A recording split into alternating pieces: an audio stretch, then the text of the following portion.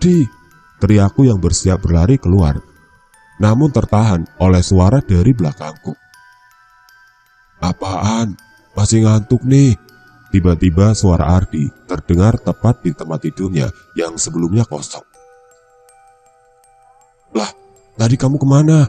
Itu ada pocong di kolong. Ada setan di kasur sebelah." Teriakku masih panik. "Pocong mana? Nggak ada tuh," balas Ardi yang segera mengecek kolong kasurnya, dan memang tidak ada apa-apa di sana. "Mimpi kali. Udah, tidur lagi. Ngantuk nih," jawab Ardi yang segera kembali tidur. Sekali lagi aku mengecek kasur sebelah, dan memang tidak ada apapun di sana. Dengan jantung yang masih berdegup, aku memaksakan diri untuk tertidur lagi. Pagi mulai datang.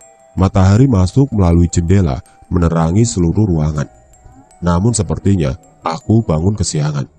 Ardi tidak ada di kasurnya. Mungkin saja ia sedang jadwal check up atau melakukan pemeriksaan. Setelah menunggu cukup lama, aku memutuskan meninggalkan Ardi untuk mencari makan di luar. Berbeda dengan semalam, rupanya rumah sakit ini cukup terang di siang hari. Namun tetap saja sepi.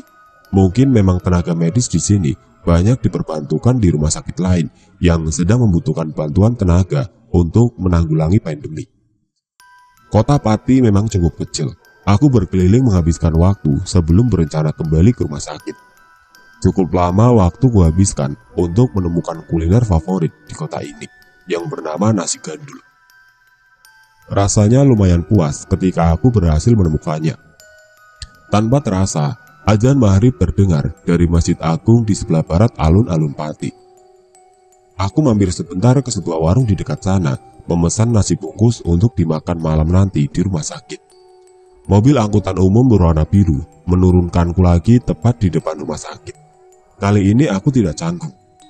Aku berjalan melalui lorong yang gelap seperti semalam dan memasuki ruang melati tempat Ardi dirawat.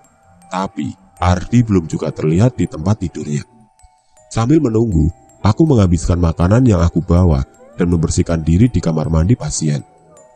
Baru saja masuk beberapa menit, suara ketukan pintu terdengar dari luar. "Ardia." "Iya sebentar," jawabku. Sekali lagi suara ketukan terdengar, kali ini lebih keras. "Iya sabar." Merasa tidak nyaman, aku segera mengeringkan badanku, memakai baju, dan membuka pintu kamar mandi. Namun, tidak ada siapapun di kamar itu. Aku mencari ke seluruh sudut ruangan. Tidak ada tanda-tanda ada orang yang berada di sini. Ardi pun tidak. Berjam-jam aku menunggu hingga larut malam dan tanpa sadar mulai tertidur. Terdengar suara cukup ribut dari luar membuka pintu, seperti mengantarkan seseorang. Setelah mereka pergi, aku mencoba duduk, melirik ke kasur, dan kulihat Ardi sudah tertidur di kasurnya. Melihat hal itu, aku segera meneruskan tidurku. Tok tok tok. Suara ketukan keras kembali mengganggu tidurku. Kali ini berasal dari luar. Aku tidak menghiraukannya dan kembali tidur. Namun, ketukan itu terdengar semakin keras dengan tawa anak kecil setelahnya. Aku memaksa untuk terbangun dan membuka pintu, dan lagi tidak ada orang di luar. Namun sekelebat terlihat sosok bayangan anak kecil yang bersembunyi. Pintu kututup dan bersiap kembali tidur. Tapi sekali lagi, suara ketukan keras terdengar dari luar. Aku mulai kesal dan segera berlari membuka pintu. Terlihat sosok anak kecil berlari menuju lorong seolah meledek. Aku berlari kecil untuk mengejar, namun sosok mereka menghilang. Tepat di depan kamar, di lorong yang gelap. Suara seperti besi dimainkan terdengar dari dalam sana. Aku mencoba mendekat dan memeriksa, namun yang terlihat membuatku terjatuh tanpa dapat berkata apa-apa. Pasien yang kulihat saat menuju ke kamar Ardi kini merayap terbalik di langit-langit kamar itu dengan lidah panjang yang menjulur ke bawah. Menyadari keberadaanku, makhluk itu merayap turun dan segera mengejarku. Di tengah gelapnya lorong malam itu, aku menguatkan kakiku untuk berlari kembali ke kamar. Samar-samar, suara langkah kaki dan tangan mencoba mengikuti dari belakang. Suara cekikikan anak kecil terdengar sepanjang lorong menuju kamar Ardi. Sesampainya di kamar, Aku segera menutup pintu rapat-rapat. Melihat Ardi yang masih tertidur, aku memutuskan untuk tidak membangunkannya dan mengambil sarungku untuk menutupi tubuhku sepenuhnya. "Mas, masnya bukan orang sini ya?" tanya pemilik warung sambil menyiapkan pesananku. "Bukan bu, saya dari Bandung," jawabku. "Wah, jauh ya, nginep di mana?" Ibu itu menyerahkan sepiring nasi sayur pesananku bersama segelas kopi yang menjadi syarat wajib untuk memulai pagiku. "Itu di rumah sakit bu, sambil nemenin teman saya yang dirawat di sana," jawabku lagi. Ibu itu terlihat bingung. "Bukannya rumah sakit itu udah ditutup, memangnya masih beroperasi?" Dengan raut mukanya yang penasaran, ia mengambil posisi duduk di depanku. "Masih bu, lah itu temanku dirawat di sana," jelasku padanya. Ibu itu hanya mengangguk. "Saya juga bingung, katanya rumah sakitnya udah ditutup. Tapi beberapa hari lalu juga ada ibu-ibu yang dirawat dan melahirkan di sana.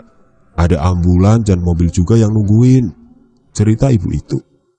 "Nah, berarti belum ditutup, tapi emang sepi saja," jawabku menutup perbincangan itu. Hari ini jadwalku untuk mencari oleh-oleh sebelum besok kembali pulang ke Bandung. Sekalian saja aku berkeliling mencari spot-spot foto untuk kenang-kenangan. Hingga tanpa sadar, hari sudah mulai malam. "Ardi, besok aku pamit ya. Udah cukup kan aku nemenin kamu 3 hari di sini," ucapku pada Ardi yang masih dengan posisi tidurnya.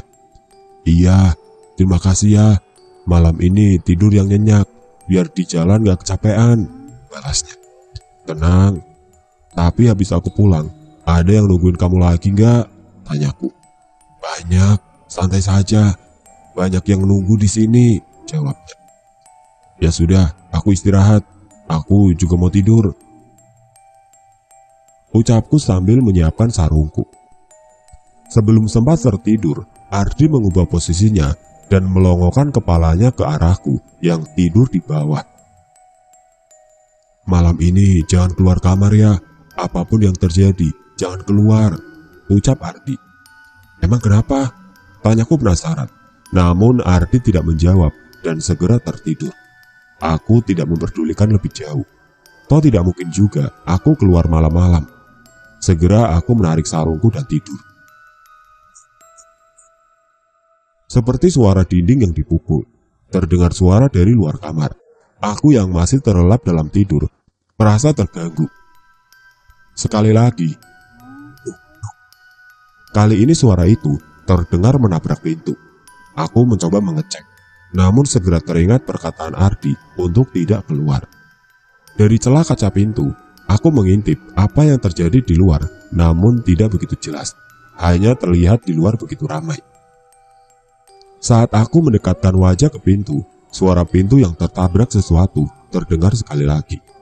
Aku khawatir itu adalah suara seseorang yang butuh bantuan.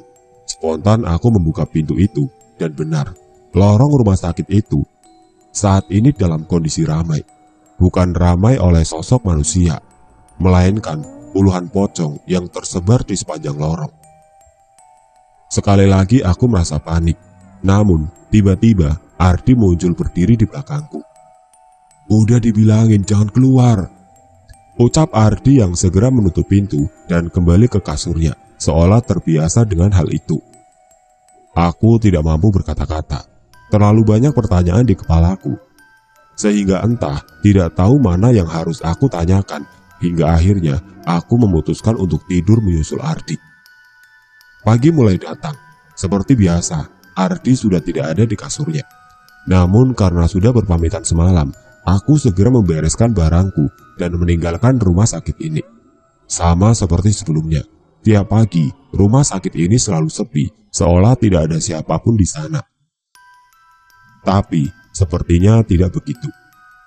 Walaupun terasa sepi, rupanya dari luar masih terlihat beberapa pasien yang memandangku dari jendela-jendela kamar rumah sakit itu. "Mas mau ke Bandung? Ada acara apa jauh-jauh sampai Pati?" tanya beberapa pelanggan warung membuka obrolan. "Jenguk temen mas di rumah sakit teh," jawabku. RSKT. Rumah sakit itu kan sudah tutup. Udah gak ada orang loh di sana. Salah satu pria tidak percaya dengan ceritaku. Gak mungkin, orang teman saya dirawat di sana. Saya aja nginep 3 hari di sana. Jawabku membantah pernyataan mereka. Walah, 3 hari? Sampai tidur 3 hari di sana? Seseorang membalas jawabanku dengan bahasa Jawa yang tidak ku mengerti. Sampean tidur 3 hari di sana? Salah seorang lain menjelaskan kepadaku. Ah, iya mas. Dengan banyaknya orang yang heran, aku mulai merasa ada yang aneh. Iki lo mas, coba baca beritanya. Rumah sakit T itu sudah ditutup dari lama. Bangunannya saja sudah seperti tidak terurus. Aku mencoba membaca berita yang disodorkan kepadaku. Samar-samar, aku teringat kejadian setiap malam yang terjadi saat menginap di sana. Suara handphoneku berbunyi. Terlihat nama temanku Ardi terpampang di sana. Aku segera mengangkatnya dan terdengar suara Ardi dari dalam telepon. Bro, gimana? Nggak jadi ke Pati kan? Sorry, aku lupa ngabarin. Kemarin aku sudah keluar dari RSU. Takutnya kamu udah keburu kesini.